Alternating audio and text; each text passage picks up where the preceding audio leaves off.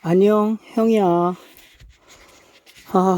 오늘은 내가 이 화폐나 이 가상 자산들의 가치에 이 영향을 준 요소들 중에 뭐 여러 가지가 있겠지만 인물 중심으로 좀 얘기를 하고,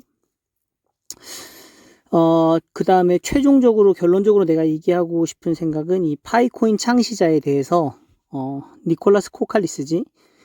이 사람에 대해서 좀, 얘기를 해보고, 마지막으로 니콜라스 코칼리스가 생각하는 예상 가격은 얼마이냐. 내가 알고 있기로는 1파이에 1달러 정도로 생각하고 있는 것 같아. 이거는 나중에 영상을 잠깐 보고 얘기를 했으면 좋겠고, 왜 1달러에 1파이 정도가 될 거라고 예상하는지 이유를 좀 얘기하려고 해. 자, 그럼 먼저 이 달러가 먼저 어떻게 가치가 변화가 있었는지, 그 가치에 영향을 많이 준 어떻게 얘기해야 되냐, 가상자산 비트코인이 나오게 된 계기에 대해서 먼저 좀 얘기를 해봐야 될 것 같아.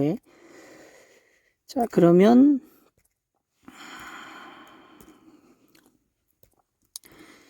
이 닉슨 쇼크라고 하는데, 이게 뭐냐면, 보자. 2차 세계대전 이후 미국은 초강대국이 되었고, 그에 따라 브레튼 우주협약을 승전국들과 맺는데, 승전국이 뭐 유럽 국가들이겠지. 그 내용은 달러가 세계의 기축통화가 될 것이며 35달러가 금 1온스와 동급의 가격을 지는 것으로 합의했다. 합의를 한 거야. 즉 미국이 350이 아니구나. 즉 미국이 금을 100온스를 가지고 있다. 그러면 얘들은 달러를 3,500달러를 찍어낼 수 있어. 그리고 이 각 나라들은 이 달러에 각 나라의 자기 통화를 환율을 달러에 이렇게 연결시켜 놓는 거지. 달러에 대해서 우리 환율은 얼마다, 이렇게 연결되는 거지. 즉 미국이 슈퍼파워를 갖는 거야. 미국이 가지고 있는 금 수량만큼 달러를 찍을 수 있다는 얘기야. 근데 이때 유럽에 어떤 일이 있었냐면, 2차 대전 이후에 그 폐허가 된 이 나라를, 이 경제를 되살리기 위해서 돈이 필요했겠지. 근데 돈을 찍으려면 마음대로 막 찍을 수 있느냐? 못 찍지. 왜냐하면 마음대로 막 찍으면 뭐 인플레이션, 초사이언 인플레이션 막 이런 게 발생돼서, 뭐 뉴스에서도 봤을지 모르겠는데, 뭐 계란 한 알에 뭐 1,000만 원, 1억 막 이렇게 될 수도 있단 말이지. 그래서 즉 금이 많아야 우리가 쓰는 화폐를 찍어낼 수 있는 상태를 금본위제라 그래. 근본이 돼서 돈을 찍을 수 있다. 그래서 근본위제라고 했는데, 이거를 닉슨 쇼크라고 해서 미국의 닉슨이 이거를 폐지해버려. 왜 폐지해버렸느냐? 이런 일이 있었지. 1960년대 미국의 린튼 존슨 정부는 소련과의 냉전, 베트남 전쟁으로 인해서 보유하고 있는 금 따위는 신경 쓰지 않고 마구 달러를 찍어내기 시작했다. 달러를 막 찍어냈어. 그러니까 이제 영국을 비롯해 세계 각국들은 이제 열받았지. 좀 미친 거 아니냐고. 금도 그만큼 많지 않은데 달러를 막 찍어내는 것 같아. 그래서 이 사람들이 자기네가 보유하고 있는 달러를 금으로 바꿔달라고 했어. 그랬더니 뭐 닉슨 쇼크라고 하는 이런 쇼크가 발생했는데, 닉슨 쇼크가 뭐냐면, 이제 세계 각국들이 금을 바꿔달라고 했지. 달러를 금으로 바꿔달라고 했어. 근데 이제 닉슨이 금이 다 빠져나가면 자기네 국가의 이제 위상, 이 달러의 기축 통화로서의 위상이 흔들리게 되는 거지. 그래서 뭐라고 했냐면, 금태환 제도, 달러와 금 사이의 변환을 일방적으로 폐지한 거야, 이 사람이. 요 사람, 미국의 닉슨 대통령이야. 그렇게 하다 보니까 어떻게 됐느냐? 금을 얼마를 가지고 있든 상관없어. 미국은 달러를 막 찍어낼 수 있게 됐지, 이때부터.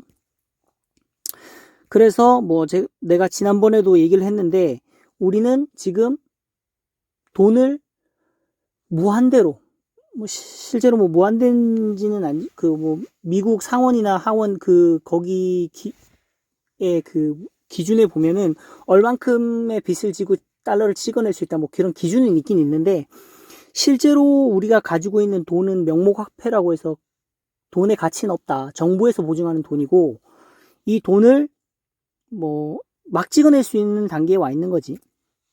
이런 일련의 사건들 때문에. 자, 그래서 근본위기가 폐지가 되고 난 다음에 그러면 양적 완화를 마음대로 할 수 있다. 이 양적 완화가 뭐냐면 돈을 마음대로 막 찍어낼 수 있다는 얘기지. 이런 것들이 어떻게 됐냐면 2008년 리먼 브라더스 사태까지 연결돼서 오게 된 거야. 리먼 브라더스 사태가 뭐냐? 잘 알겠지? 리먼 브라더스 사태.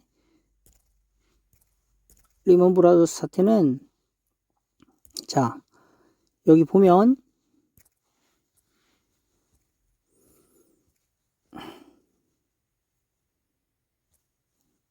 자, 돈을 막 찍어내다 보니까 돈이 시중에 막 풀리잖아. 그러면 사람들이 돈을 어디다 쓸까?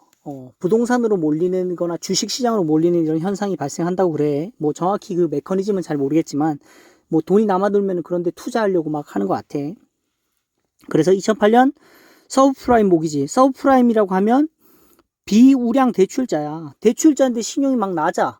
이 사람은 갚을 능력이 없을 것 같아. 근데도 이제 모건 스탠리라는 이 뭐 4대 투자은행 같아, 미국에. 얘네들이 주택담보대출을 서브프라임, 비우량 대출자들한테 막 그냥 무분별하게 대출을 막 해준 거야. 근데 이제 천정부지로 올랐던 땅값, 부동산 가격이 떨어지면서 얘들이 대출받은 서브프라임 애들이 대출받은 돈을 상환을 못하니까 크게 경제 위기를 맞게 되는 거지. 전 세계적으로. 이 상품을 막 전 세계적으로 막 팔았던 것 같아. 그래서 이게 뭐 발생했다는 거고. 이 여기까지 이야기를 끌고 온 이유는 결국은 정리를 하면 달러를 막 무분별하게 찍어낼 수 있을 상태까지 왔고 그것들이 양적 완화, 돈을 막 찍다 보니까 몰려간 곳이 은행권에서 부실 대출을 막 해주다 보니까 경제 위기까지 온 거지. 즉 이게 어디까지 연결되냐면 사토시 나카모토라는 사람이 2008년에 비트코인을 개발하게 돼. 비트코인을 개발하니까 이 비탈릭 부테린이라는 애는 비트코인의 가능성을 보고 여기다 스마트 컨트랙트라는 기술을 또 추가를 해서 뭐 DAB라든가 디파이, 뭐 NFT라는 기술을 더 넣어서 이 블록체인 기술을 발전시키지. 이런 일련의 사건들이 얘기하고자 하는 게 뭐냐?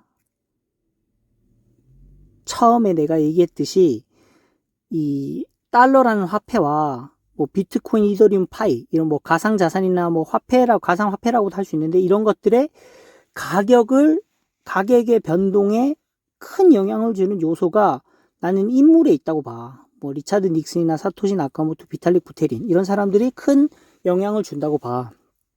자, 그래서 오늘 결론적으로 얘기하고자 하는 그러면 우리가 지금 채굴하고 있는 파이코인은 얼마의 가치를 가질까라는 것을 볼 건데 이 니콜라스 코칼리스가 뭐 이것들이 뭐 파이코인이 뭐 스캠이라고도 하는데 스캠인지 아닌지를 알려면 이 사람의 정보를 좀 봐야겠지. 먼저 정보를 좀 보자. 이 사람이 어떤 사람인지. 그래서 스탠포드 데일리라는 그 스탠포드 신문, 스탠포드 데일리가 뭐냐면 스탠포드 데일리는 여기 스탠포드 데일리라고 있지.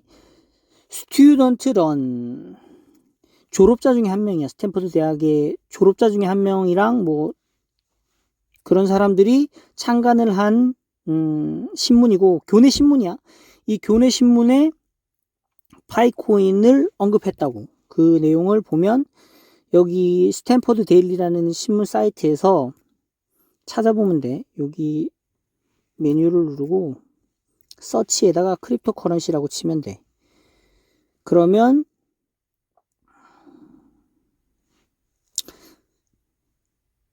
쭉 내려보면 첫 번째 나오네. 스탠포드 그레듀에이트 졸업한 애들이 가상화폐를 개발했다. 스마트폰 유저를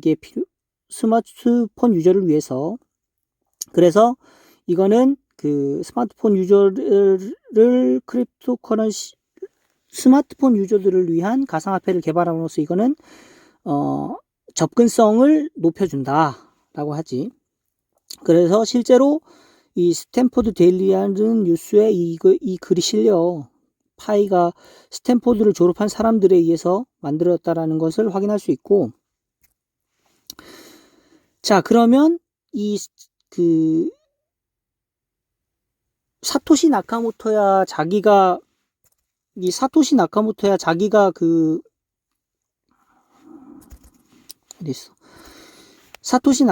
자기가 비트코인 백서를 배포하고 비트코인 코어부터 시작해서 뭐 노드 파일이나 이런 거를 다 개발을 했잖아. 결국은 전문가라고 봐야겠지, 비트코인에 대해서. 그렇다면 비탈릭 부테린은 그래, 얘도 전문가야. 얘가 컴퓨터 천재란 말이야. 뭐 비트코인에 대한 잡지도 얘가 막 기고하고 막 그랬다고. 그래서 얘도 블록체인 컴퓨터의 전문가라고 볼 수 있는데, 그러면 니콜라스 코칼리스는 전문가냐? 전문가라고 보여져. 왜냐하면 여기 보면 여기는 스탠포드 대학교 홈페이지야. 스탠포드.edu 맞지? 스탠포드 대학교 홈페이지인데 서치에 뭐라고 치냐? 니콜라스 코칼리스. 난 니콜라스 코칼리스가 어느 나라 사람인지 궁금했는데 미국 사람일 것 같은데, 국적일 것 같은데, 오리지널은 이 니콜라스라든가 이 코칼리스를 내가 좀 찾아봤는데, 이름이나 성에 대해서 좀 찾아봤는데 그리스계라고 하더라고. 뭐 정확한 건 모르겠어. 근데 그리스 쪽 사람 피가 있는 건 아닐까라고 그냥 생각을 해. 자, 이렇게 니콜라스 코칼리스라고 치면 여기 있지. 비욘 비트코인이라는 가을 학기 실제로 강의를 했어. 니콜라스 코칼리스 사람이. 들어가 보면, 자, 비트코인에 대한 얘기고, 이 내용 때문에 뭐 한간에는 비탈릭 부테린이 니콜라스 코칼리스의 제자라고 막 그런 소문이 떠돌았는데, 그건 어디서 나왔냐면, 그 얘기가 어디서 나왔냐면, 여기 보면 니콜라스 코칼리스가 하는 강의 내용 중에 보자.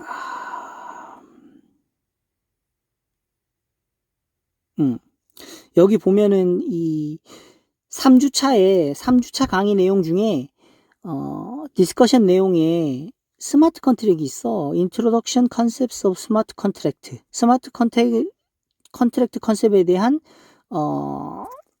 소개라고 해서, 거기서 그 강의에서 사용되는 교재가 뭐냐면은 비탈릭 부테린이 쓴 On Public and Private and Public 블록체인에 대한 교재야. 여기에 이 비탈릭 부테린이 나왔다고 해서 뭐 제자라고 막 그런 소문이 있는데, 내가 아무리 찾아봐도 실제로 제자라고는 나와 있지 않아. 아무튼 내가 여기서 얘기하고 싶은 얘기는, 니콜라스 코칼리스라는 사람은 블록체인의 전문가가 맞다. 스탠포드라는 대학교에서 비트코인에 대해서 강의를 할 정도면 전문가라고 할 수 있겠지. 자, 그리고 니콜라스 코칼리스에 대해서 내가 구글에서도 구글링을 좀 더 해봤어. 그래서 링크드인 사이트를 연결이 됐는데, 이 사람 활동을 보면 스탠포드 대학교를 나왔고, 그 다음에 CTO였어. 뭐 많은 사람들이 알고 있겠지. 스타트X라는 스탠포드의 창업 인큐베이터라고 알고 있어. 여기서 뭐 많은 기업들을 뭐 돈을 지원해 주는 걸로 알고 있는데, 여기에 CTO 출신이야.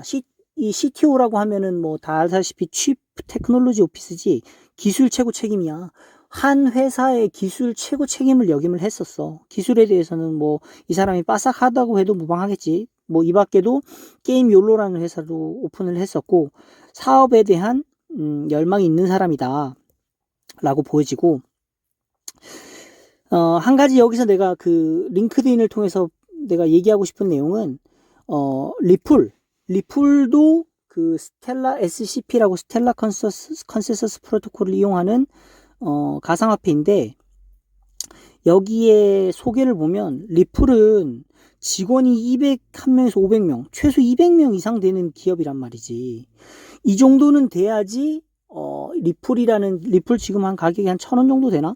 이 정도 가격을 형성하는 가상화폐를 운영할 수 있을 정도가 된다고 보여져. 근데 이런 부분이 좀 아쉽지. 파이는 인원이 얼마나 되냐면, 파이 네트워크가 소개를 보면 직원이 2명에서 10명, 뭐 2명은 아니겠지, 더 많지. 10명 이하라고. 10명 이하 중에 개발자가 몇 명이나 되겠어. 그런 개발자들이 지금 뭐 메인넷부터 시작해서 할 게 엄청 많은데, 과연 이를 다 소화해낼 수 있을지 좀 걱정이 되고, 그런 부분은 내가 걱정하는 부분이고. 자, 그러면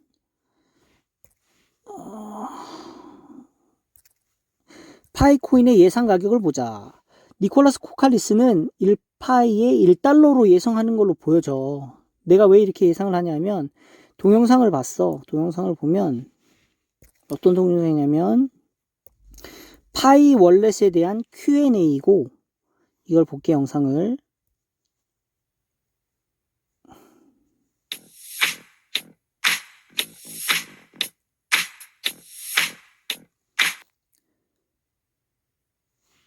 Hi pioneers. Today I want to answer some questions about 자, 이 영상에서 어디로 가야 되냐면, In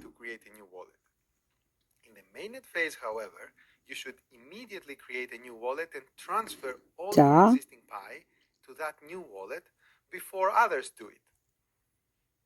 Does the Pi wallet provide a custodial option storing the passphrase for pioneers? 자, 여기로 가자. How much is the transaction fee? The current transaction fee on the testnet is 1 cent.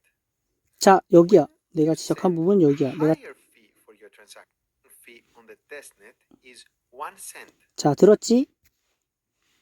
When 아씨, 왜 이래? standards, it is based on the BIP39 and BIP44 standards. 들었지? 자, 들었지? 우리가 가야 될 부분은 어디 있어? 여기 있어. The current transaction fee on the testnet is 1 cent라고 했어. 1 cent. 1 cent가 얼마지? 100분의 1달러야. 100분의 1달러. 근데 우리가 지금 테스트넷의 그 송금 수수료가 0.01파이거든. 곱하기 100을 하면 1파이. 1파이는 1달러. 가치라고 예상이 돼. 난 이 영상을 보고 그렇게 예상이 되거든. 아이고, 어디 갔어? 이 영상에서 이 니콜라스 코칼리스가 분명히 그렇게 얘기를 했어. 다시 들어보자. Why are there transaction fees? Transaction fees avoid spamming the blockchain with useless transactions. 아씨, 왜 이래? Cryptography, stating that you should not make up your own launch. You can afterwards transfer it to other wallets if you want. Is the Pi 자, wallet full? 다시. How much is the transaction fee? The current transaction fee on the testnet is 1 cent. 자, 그지? 1 센트라 하지? 지금 파이로는 0.01 파이인데 이 트랜잭션 비가 1 센트래. 1 센트, 1 센트. 얘가 이걸 의도적으로 이렇게 얘기했는지, 혹은 그냥 뭐 얘기하기 쉽게 뭐 0.01 파이야, 뭐 0.01 달러야 이렇게 얘기하는 게 어려워서 그냥 1 센트라고 했는지는 모르겠어. 하지만 1 센트라고 한 게 나는 가능성이 높다고 보여져. 왜냐하면 그 근거는 파이 가격에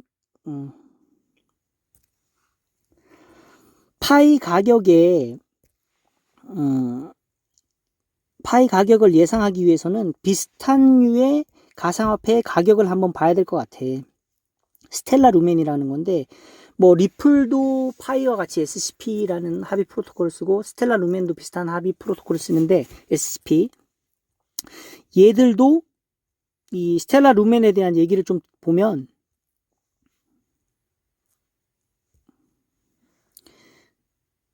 자 리플에서 분리된 국제 송금용 암호화폐이고 스텔라 루멘은 보자.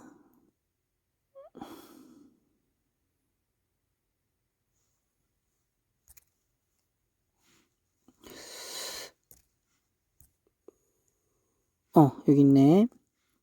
자, 이 스텔라 루멘이라는 것 자체가 국제 송금을 위해서 만들어진 블록체인 기반의 오픈소스 프로토콜이라고 해. 개인과 은행, 송금 전문 회사, 해외 송금 및 결제, 개발도상국 금융 시스템 개발에 초점을 두고 있다라고 해. 스텔라 루멘이. 자, 여기서 보면 알겠지만 개발도상국, 뭐 필리핀, 뭐 아프리카, 뭐 중국도 마찬가지야.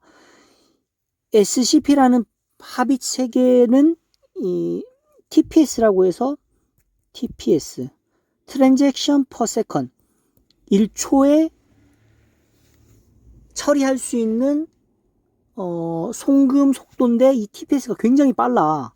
비트코인이나 이더리움과는 뭐 비교가 안 될 만큼 빠른데 이 기술을 해서 하려고 하는 목적이 결국 뭐냐면 개발도상국이나 금융 시스템이 개발이 잘 안 된 데 있는 나라에 화폐로서 통용 화폐로서 접근을 하기 위해서 이게 개발된 거야.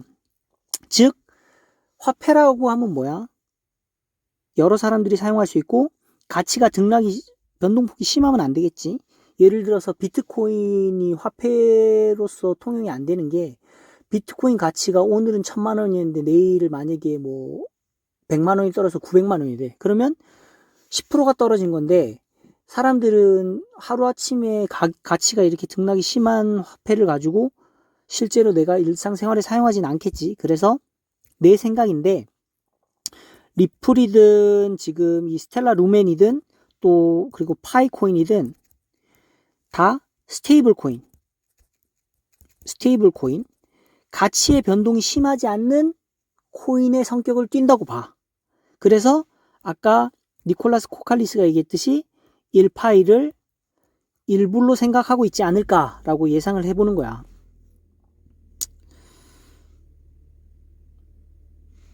자, 그럼 다시 본론으로 돌아가서 니콜라스 코칼리스는 1파이를 1달러로 예상한다. 그리고 이거를 1파이 1달러를 도달하기 위해서는 물론 우리 그 파이 코어 팀도 얘기하고 코칼리스도 계속 얘기하는 생태계가 중요하겠지. 많은 사람들이 이걸 써줘야지. 하지만 뭐 지금 뭐 3천만 이상이 사용하는 걸로 알고 있고 리플이나 스텔라 루멘도 이까지는 못 따라온 걸로 알고 있는데 생태계가 아니더라도 내가 생각했을 때는 리플이 지금 한 1000원, 그 다음에 스텔라 루멘이 지금 한 300원대. 그러면 1000원에서 300원대 이 사이에서 가격이 책정되지 않을까라고 보여져. 내 생각에는. 근데 여기에 더해서 지금 파이는 리플이나 스텔라 루멘이 가지고 있지 않은 생태계를 가지고 있고 또 이 니콜라스 코칼리스라는 사람이 어떻게 이 파이를 더 발전시켜 나갈 건지에 따라서 가격이 또 달라지겠지. 하지만 내가 또 중요하게 보는 거는 이 니콜라스 코칼리스는 그리고 파이 코어 팀은 나는 내가 알고 있기로는 여태까지 상장에 대한 얘기를 공식적으로 꺼낸 적이 없어. 뭐 다른 사람들이 뭐 곧 상장된다, 뭐 상장되면 얼마다 막 이렇게 얘기하는데 상장되는 그 가상화폐는 등락이 엄청 심할 거고 가치가 그렇게 되면은 니콜라스 코칼리스나 파이코어 팀이 얘기하는 가상화폐 우리가 통용해서 쓸 수 있는 화폐로서의 지위가 흔들리지 않을까? 아니 흔들린다기보다 이 방향이 좀 맞지 않다 싶어. 즉 상장과 생태계 확장은 같이 가져갈 수 없다라고 보여져. 근데 또 문제는 리플이랑 리플이랑 스텔라 룸에는 상장을 했거든. 또 그 부분은 또 뭐 어떻게 생각하느냐에 따라서 다르지만 아무튼 내 생각은 여기까지다. 니콜라스 코칼리스는 1파이에 1달러 정도의 가치를 예상하고 있다라고 생각해. 자, 여기까지 들어줘서 고맙고 댓글 궁금한 거 있으면 남겨줘. 댓글 달 땐 뭐 반말로 하자. 자, 수고하고 열심히 책을 하고